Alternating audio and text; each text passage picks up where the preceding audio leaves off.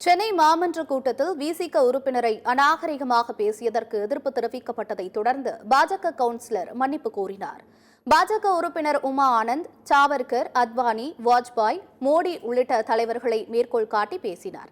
இதற்கு பதிலளிக்கும் விதமாக அலகாபாத் நீதிமன்றத்தின் தீர்ப்பு, கோத்ரா ரயில் எரிப்பு சம்பவம் ஆகியவற்றை விசிக கவுன்சிலர் அம்பேத் வளவன் குறிப்பிட்டு பேசினார்.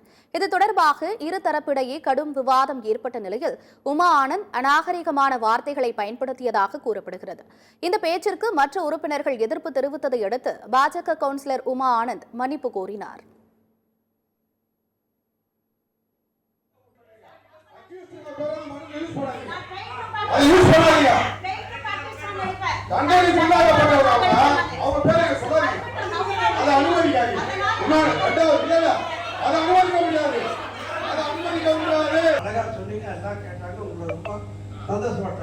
இப்ப நீங்களே உன்னை போட்டு கலரி நீங்க எல்லாரும் கத்த விட்டு நீங்க அதிகமா இருக்கு அதனால கத்துறீங்கன்னு சொல்றது பிரயோஜனமா கிடையாது.